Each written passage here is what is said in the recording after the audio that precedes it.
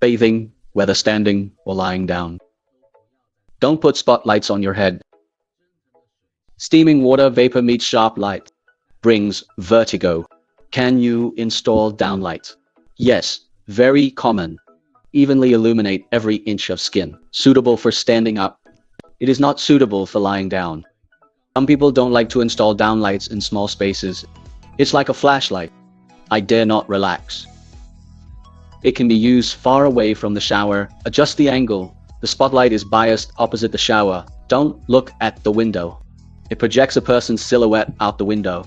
If it is like the washing area mentioned in the previous issue, arrange light strips in the middle and low sections. Choose 6 watts per meter for power. It is enough to use the slow reflection of the light that does not see the light. The shower area can be left unlit or install a downlight. Easy to clean. Another setting is the bathtub. I just said lie down and don't see the light source directly. So 30 centimeters at the end of the bathtub. Also shine anti-glare spotlights to one side. But since they have bathtubs, I recommend you to use a light slot on the facade or at the top. The effect is better than downlight spotlights.